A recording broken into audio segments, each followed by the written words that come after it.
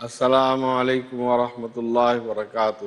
نحمدہ ونصلی علی رسولہ الکریم، اما بعد، بسم اللہ الرحمن الرحیم۔ مسلمانوں کی بے عملی اور بد عملی کے اسباب پر جو گفتگو چل رہی ہے، اس میں اس سبب پر گفتگو ہو رہی تھی کہ بہت سے لوگ جو دیندار ہیں، اہل دین کہلاتے ہیں اور مذہبی اقدار و روایات کے کچھ پابند بھی ہیں، مذہبی عبادات اور شعائر کا بھی اہتمام کرتے ہیں اور ان کو مسلمان معاشروں میں دیندار سمجھا جاتا ہے۔ اس کے برعکس کچھ دوسرے جو لوگ ہیں جن کی اکثریت ہے، وہ نماز روزے کی پابندی نہیں کرتے، حج عمرہ بھی کبھی نہ ذوق شوق سے نہیں کرتے، اسلامی اقدار و روایات کی پابندی کا بھی کوئی جذبہ ان کے ہاں نہیں ہے، لیکن دیندار طبقے کا محض نماز روزوں پر اعتماد اور حقوق العباد میں کوتاہی کی وجہ سے ایک اسلامی معاشرے میں ان عبادت گزاروں کی، ان دینداروں کی اہمیت ہی ختم ہو گئی ہے، کیونکہ اخلاق و کردار کے اعتبار سے، تجارت اور لین دین و معاملات کے اعتبار سے ان دونوں طبقوں کے درمیان کوئی فرق نظر نہیں آتا۔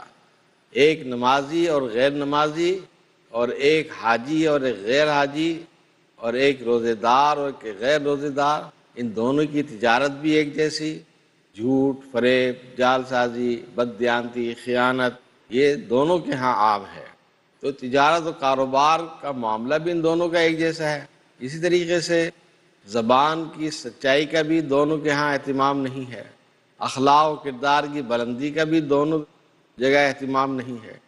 اس لحاظ سے ان دونوں میں کوئی فرق محسوس نہیں ہوتا، حالانکہ ان دونوں کے اخلاق و کردار میں بھی فرق محسوس ہونا چاہیے تھا، ان دونوں کی تجارت و کاروبار اور لین دین اور معاملات میں بھی فرق ہونا چاہیے تھا، کیونکہ یہ دین کو سمجھنے والے ہیں، دین کا شعور رکھنے والے ہیں، اور دوسرے لوگ تو دین سے بہرہ ہیں، دین سے بھی بے شعور ہیں، لیکن دین سے بہرہ ور لوگ بھی اور دینی شعور رکھنے والے لوگ بھی، دین پر عمل کرنے کا جذبہ رکھنے والے بھی اور دین کی کچھ روایات پر عمل کرنے والے بھی، ان دونوں میں کوئی فرق نہیں ہے، جس کی وجہ یہی ہے کہ یہ دیندار طبقہ بھی اپنے نماز روزوں پر ان کو اتنا اعتماد ہے کہ بس یہی ہمیں بخشوانے کے لیے کافی ہوں گے، اور وہ حقوق العباد میں پھر عام کوتاہی اسی طرح کرتے ہیں جس طرح دوسرے لوگ کرتے ہیں۔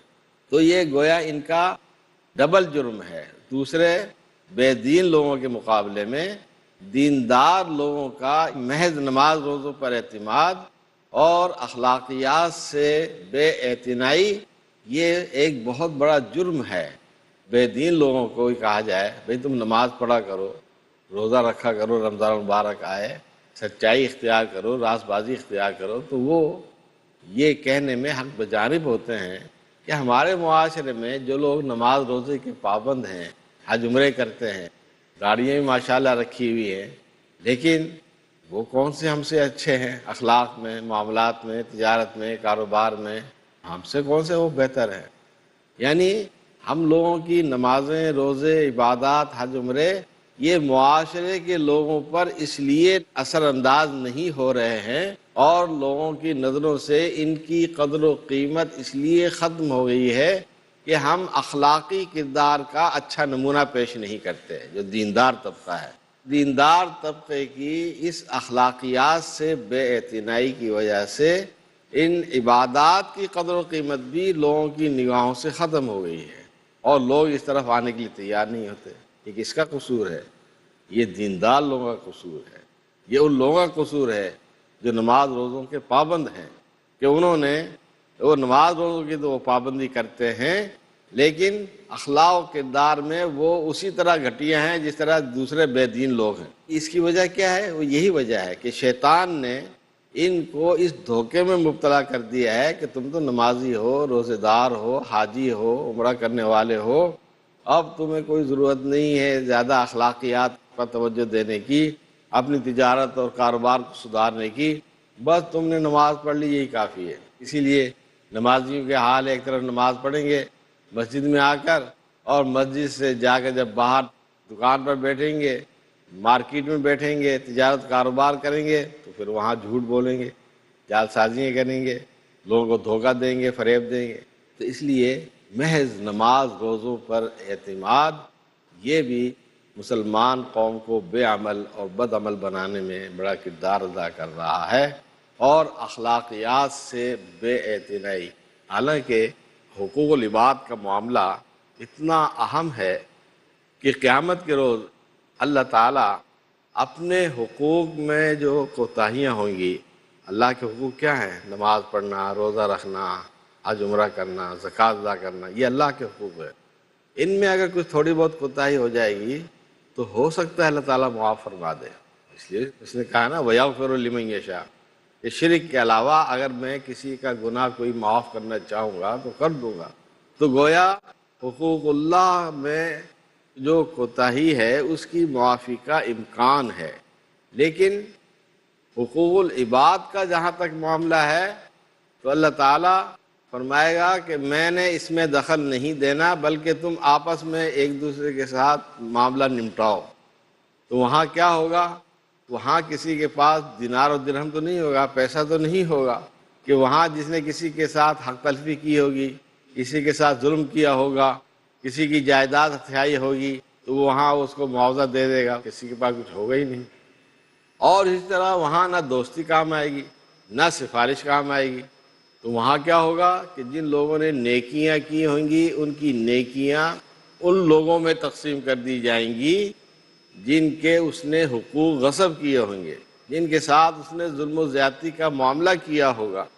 اور اگر اس کی نیکیاں ان میں تقسیم کرتے کرتے ختم ہو جائیں گی، لیکن ابھی دعوے دار اور استغاثہ دائر کرنے والے موجود ہوں گے اس کے خلاف، تو اللہ تعالیٰ پھر ان کے گناہوں کا بوجھ بھی اس پر لاد دے گا، اس حاجی پر، اس نمازی پر، اس روزے دار پر۔ تو یہ دنیا میں جو اس نے نمازیں پڑھی ہوں گی، روزے رکھے ہوں گے، حج عمرے کیے ہوں گے، اس طریقے سے ضائع ہونے کا امکان ہے قیامت کے دن، کہ اس طرح اگر حقوق العباد میں اس نے کوتاہیاں کی ہوں گی، اخلاقیات کے اعتبار سے اس نے بے اعتنائی کی ہوگی، تو اس کے نتیجے میں اس کی ساری نیکیاں وہاں برباد ہو سکتی ہیں۔ تو یہ حقوق العباد کا معاملہ اتنا اہم ہے۔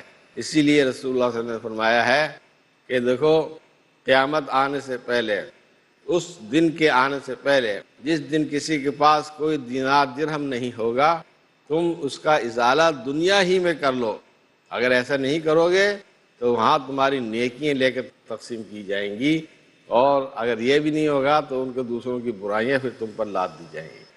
اور اس سے بھی آپ اندازہ لگا لیں کہ اللہ تعالیٰ کے ہاں بندوں کے حقوق کی کتنی اہمیت ہے۔ اللہ نے حج فرض کیا ہے، لیکن زندگی میں صرف ایک مرتبہ، اور وہ بھی کب اور کس پر؟ جب کوئی شخص صاحب استطاعت ہو جائے۔ اور صاحب استطاعت ہونے کا مطلب یہ ہے کہ ایک شخص سارا سال بلکہ ساری عمر اپنے بیوی بچوں کے حقوق ادا کرتا رہے، لیکن اس کے پاس کچھ بھی نہ بچے، تو وہ صاحب استطاعت ہی نہیں ہوا، اس پر حج ہی فرض نہیں ہوا۔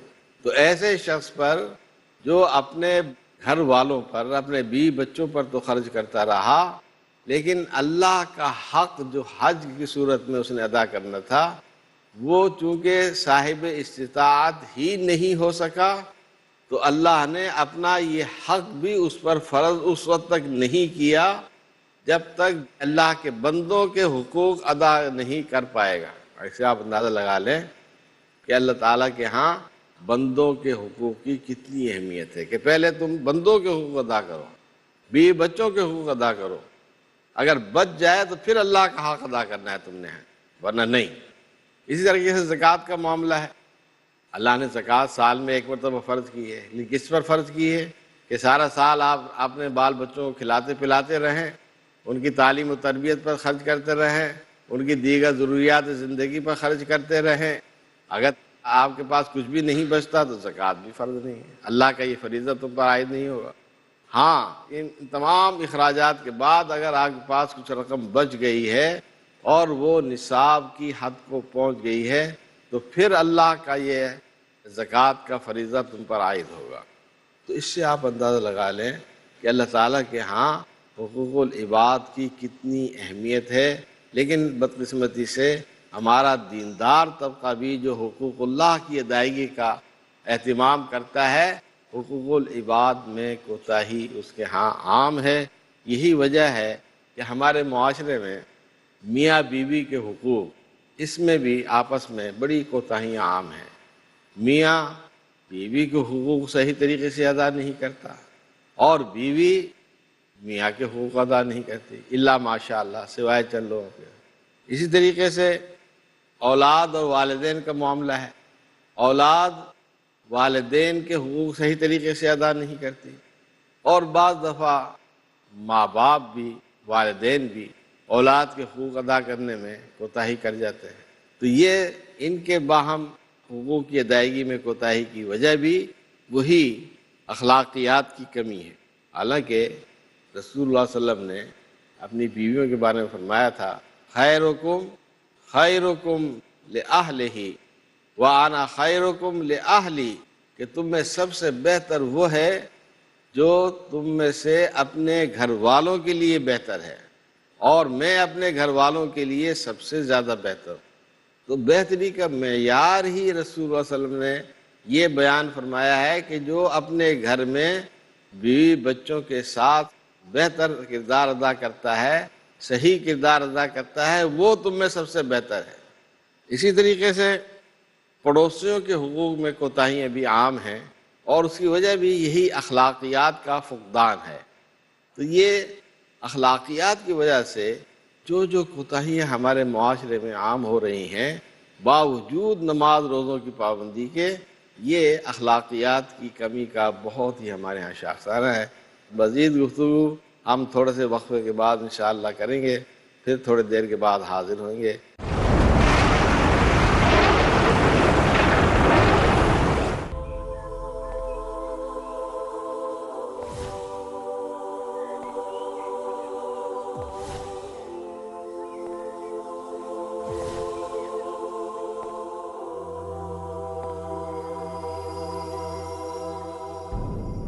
زلزلے ہیں، بجلیاں ہیں، قحط ہیں، آلام ہیں، کیسی کیسی دکھ ترانے مادر ایام ہیں۔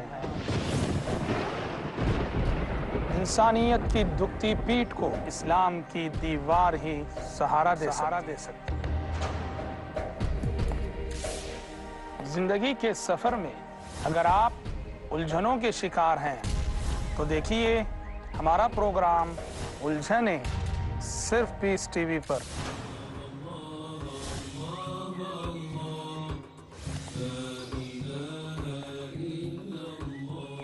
جانیے وہ تعلیمات جن کی روشنی میں آپ کو ملے گی بے شمار مشکلوں سے نجات۔ الجھنے ہر جمعرات رات 11:30 بجے اور دوبارہ دوپہر 12:30 بجے انڈیا میں پیس ٹی وی اردو پر۔ Dialogue, discussion, debate, rebuttal, conclusion. Eliminate misconceptions about religion. Get enlightened. Witness Dr. Zakir Naik in a battle of words in Crossfire. ہر اتوار رات 8:30 بجے اور دوبارہ صبح 8:30 بجے انڈیا میں پیس ٹی وی اردو پر۔ Who was the first prophet? Was a prophet the first one to read and write? Did God speak to a prophet? A prophet in a prison. A prophet who commanded the birds, insects, and animals? Want to know more? Join us for Stories of the Prophet. Stories of the Prophets ہر جمعرات شام 5 بجے اور دوبارہ صبح 11 بجے India میں Peace TV وی اردو پر۔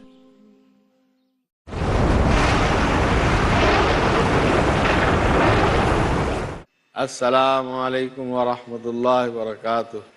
گفتگو ہو رہی تھی حقوق العباد میں ادائیگی میں جو کوتاہیاں عام ہیں، پڑوسیوں کے بارے میں بھی رسول اللہ صلی اللہ علیہ وسلم نے بڑی سختی کے ساتھ ان کے ساتھ حسن سلوک کی تاکید فرمائی ہے۔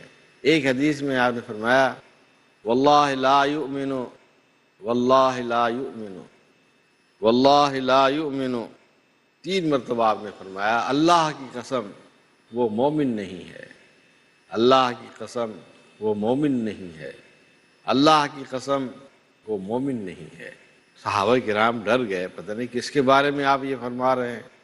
تو پوچھا قیل من یا رسول اللہ، اے اللہ کے رسول یہ آپ کس کے بارے میں فرما رہے ہیں؟ آپ نے فرمایا الذی لا یامن جارہ بوائقہ، میں اس شخص کے بارے میں یہ کہہ رہا ہوں کہ وہ مومن نہیں ہے کہ جس کی شرارتوں سے اس کا پڑوسی امن میں نہیں ہے۔ اس کا پڑوسی ہر وقت خوف زدہ رہتا ہے کہ میرا فلاں پڑوسی جو ہے وہ کہیں مجھے نقصان نہ پہنچا دے۔ تو جس شخص کی شرارتوں سے اس کا پڑوسی امن میں نہ ہو، تو رسول اللہ صلی اللہ علیہ وسلم فرماتے ہیں 3 مرتبہ اللہ کی قسم کھا کر فرماتے ہیں کہ وہ مومن ہی نہیں ہے۔ دوسرے حدیث میں آپ نے فرمایا لیس المومن الذی یشبع وجارہ جائع الی جنبہ، کہ وہ شخص وہ مومن ہی نہیں ہے جو خود تو سیر ہو کر کھا لیتا ہے لیکن اس کے پڑوس میں اس کا پڑوسی بھوکا ہوتا ہے، اس کے بھی ایمان کی آپ نے نفی فرمائی ہے۔ تو گویا اخلاقیات کے فقدان کی وجہ سے ہمارا ایمان بھی متاثر ہو سکتا ہے۔ اسی لیے رسول اللہ نے فرمایا ہے ان اکمل المؤمنین ایمانا احسنہم خلقا، کہ تم میں کامل ترین مومن وہ ہے جو تم میں اخلاق کے اعتبار سے سب سے اچھا ہے۔ تو یہ اخلاق اور ایمان کا آپس میں نہایت گہرا تعلق ہے۔ جتنا اخلاق میں انسان اچھا ہوگا اتنا ہی اس کا ایمان بھی کامل ہوگا، اور اخلاق میں کمی اس کا مطلب یہ ہوگا کہ اس کا ایمان بھی کمزور ہے۔ اسی طریقے سے گاہک اور دکاندار کے آپس میں حقوق ہیں۔ ایک شخص دکاندار کے پاس جاتا ہے، گاہک کی تو آرزو ہوتی ہے، خواہش ہوتی ہے کہ مجھے صحیح چیز ملے، میرے ساتھ دھوکہ فریب نہ ہو۔ تو اب دکاندار کی یہ اخلاقی ذمہ داری ہے، ایمانی ذمہ داری بھی ہے کہ وہ گاہک کے ساتھ امانت، دیانت اور راست بازی کے ساتھ معاملہ کرے۔ یہ اس کی ایمانی ذمہ داری بھی ہے اور اخلاقی ذمہ داری بھی ہے۔ اب جب وہ امانت، دیانت، راست بازی کے تقاضوں کو سمجھتے ہوئے اور ان کو پورا کرتے ہوئے گاہک کے ساتھ معاملہ کرے گا تو اس کو وہ دھوکہ بھی نہیں دے گا، فریب بھی نہیں دے گا، اس کے ساتھ جال سازی نہیں کرے گا، اس کے سامنے جھوٹی قسمیں نہیں کھائے گا، نمبر 2، نمبر 3، نمبر 4 مال نہیں بیچے گا، بلکہ اگر اس کے پاس اچھی کوالٹی کا مال نہیں ہوگا اور نمبر 2، نمبر 3 مال ہوگا تب بھی اس کو صحیح صورتحال سے آگاہ کر دے گا۔ اب گاہک کی مرضی ہے لے نہ لے دے۔ یہ ہے گاہک کا حق دکاندار پر، اور گاہک کا حق یہ ہے کہ وہ اس کو اس کے مطابق جتنا اس کو پیسے بدلاتا ہے وہ مناسب وہ اس کو آگاہ کرے۔ تو یہ ہمارے معاشرے میں کوئی دکاندار گاہک کا یہ حق الا ماشاء اللہ سوائے چند لوگوں کے یہ حق بھی ادا نہیں کرتے۔ حالانکہ ہمارے پیغمبر حضرت محمد الرسول اللہ صلی اللہ علیہ وسلم نے اس کی بابت بڑی سخت وعید فرمائی ہے، من غش فلیس منا، کہ جس نے دھوکہ دیا وہ ہم میں سے ہی نہیں ہے۔ ایک مرتبہ رسول اللہ صلی اللہ علیہ وسلم بازار میں گئے، ایک جگہ گیہوں کا، گندم کا ڈھیر لگا ہوا تھا، تو آپ نے اس میں ہاتھ ڈال کر جب دیکھا تو اوپر سے تو خشک تھی لیکن نیچے سے وہ گندم گیلی تھی۔ تو آپ نے اس دکاندار کو کہا یہ تم نے کیا کیا؟ یہ بارش آ گئی تھی، یوں ہو گیا تھا، جس طرح لوگ معذرت کرتے ہیں۔ تو اس موقع پر آپ نے فرمایا من غش فلیس منا، کہ جس نے دھوکہ دیا اس کا ہم مسلمانوں سے کوئی تعلق ہی نہیں ہے۔ تو اس سے اندازہ لگا لیں کہ گاہک کو دھوکہ دینا کسی طریقے سے بھی، ملاوٹ کے ذریعے سے، جھوٹ بول کر یا جعلی مال دے کر، صحیح صورتحال سے آگاہ نہ کر کر، یہ تمام صورتیں دھوکے کی ہیں۔ ہمارے معاشرے میں یہ ساری صورتیں بدقسمتی سے عام ہیں، اور اس کی وجہ کیا ہے کہ بس نماز روزوں پر ہمارا اعتماد ہے اور ان چیزوں کی اہمیت کو ہم نے نظر انداز کر دیا ہے۔ تو کہنے کا مقصد یہ ہے کہ نماز روزوں پر اس طرح کا اعتماد کہ انسان حقوق العباد کی ادائیگی سے غافل ہو جائے، امانت اور دیانت کے تقاضوں سے غافل ہو جائے، راست بازی اور سچائی کے تقاضوں سے غافل ہو جائے، یہ بھی اسی چیز کا نتیجہ ہے کہ اس کو اپنی نماز روزوں پر حد سے زیادہ اعتماد ہو گیا ہے اور شیطان نے اس کو اس مغالطے میں ڈال دیا ہے، اس وسوسے میں مبتلا کر دیا ہے کہ تمہارے لیے تو یہ نماز روزہ ہی کافی ہے، تمہیں اخلاقیات کی کیا ضرورت ہے، تمہیں صحیح طریقے سے تجارت و کاروبار کرنے کی کوئی ضرورت نہیں ہے، تم جو چاہو کر لو، یہ نمازیں اور روزے یہ تمہیں بخشوا دیں گے۔ تو یہ صورتحال، تو یہ 10-11 اسباب ایسے ہیں جو اس وقت ہمارے معاشرے میں یعنی مسلمان معاشروں میں عام پائے جاتے ہیں، اور ان کی وجہ سے مسلمانوں کے اندر بے عملی اور بد عملی عام ہے اور اصلاح کی کوئی صورت نظر نہیں آتی۔ اب مسئلہ یہ رہ جاتا ہے بس چے باید کرتی، ہمیں اب کیا کرنا چاہیے؟ ظاہر بات ہے اس کے لیے بہت بڑے آپریشن کی ضرورت ہے۔ اس کے لیے ہر شخص کو اپنی اپنی ذمہ داری ادا کرنی چاہیے، کیونکہ بدقسمتی سے ہماری حکومتیں بھی عوام کی اصلاح کے مسئلے سے یکسر غافل ہیں۔ ان کے نزدیک اس مسئلے کی کوئی اہمیت ہی نہیں ہے اور وہ اپنے دوسرے مسائل میں دن رات الجھی رہتی ہے، اس کی طرف اس کی کوئی توجہ ہی نہیں ہوتی۔ اب یہ ہمارے عوام کی خود ذمہ داری ہے کہ وہ اس چیز کو سمجھیں اور ہر شخص اپنی اپنی ذمہ داری کو سمجھتے ہوئے ایمان اور تقوی کا راستہ اختیار کرے۔ حکومتیں ڈنڈے کے زور سے تو یہ چیز نافذ نہیں کر سکتی، کوئی بھی حکومت کسی بھی جگہ بدقسمتی سے ایسی نہیں آ رہی ہے جو اسلام کو اپنی قوت و طاقت کے ذریعے سے معاشرے میں نافذ کرے۔ ہو سکتا ہے اسلام کو نافذ کرنے سے، اسلامی قوانین کے نافذ کرنے سے مسلمان قوم کی کچھ نہ کچھ اصلاح ہو جائے، لیکن اصل اصلاح اسی وقت ہوگی جب ہر مسلمان اپنی ذمہ داری سمجھتے ہوئے اپنے طور پر اپنے آپ کو سنوارنے کی کوشش کرے۔ اس لیے کہ قیامت کے دن اللہ تعالیٰ کے ہاں ہر شخص کو اپنا اپنا حساب دینا پڑے گا۔ وہاں یہ عذر نہیں چل سکتا کہ یا اللہ میں اس لیے بے ایمانی کرتا تھا، اس لیے ملاوٹ کرتا تھا کہ دوسرے سارے لوگ یہ کام کرتے تھے تو میں بھی ان کی دیکھا دیکھی یہ کام کرتا تھا، تو وہاں تو یہ عذر قابل قبول نہیں ہوگا۔ وہاں تو ہر شخص کے اپنے اپنے عمل کا جائزہ ہوگا، محاسبہ کیا جائے گا، اس کی روشنی میں اللہ نے فیصلہ کرنا ہے۔ یہاں ہم ایک دوسرے کو دیکھا دیکھی برائی کا ارتکاب کر رہے ہیں، لیکن اللہ تعالیٰ کے ہاں تو اس کی کوئی اہمیت نہیں ہے کیونکہ تم دوسرے کو دیکھ کر یہ کام کر رہے ہو۔ وہاں اللہ تعالیٰ کے ہاں یہ اصول نہیں چل سکتا۔ تو مسلمان معاشرے کی اصلاح کا صرف ایک ہی طریقہ ہے کہ ہر شخص اپنی اپنی ذمہ داری کو محسوس کرتے ہوئے اپنے اس اخلاق کی، اپنے کردار کی اصلاح کرے، اور اس میں سب سے زیادہ بڑی ذمہ داری وہ ہے دیندار طبقے کی، کیونکہ اللہ نے اس کو دین کا شعور بھی عطا کیا ہے، دین کی سمجھ عطا کی ہے، اور دین پر عمل کرنے کا جذبہ بھی کسی حد تک اس کے اندر موجود ہے۔ وہ اگر اپنی اصلاح کر لے اور اچھا نمونہ لوگوں کے سامنے پیش کرے اپنے اخلاق کا، اپنے کردار کا، اپنے معاملات کا، اپنی تجارت و کاروبار کا، تو یقیناً اس کے بہت اچھے اثرات معاشرے میں سامنے آ سکتے ہیں اور اصلاح کا آغاز ہو سکتا ہے۔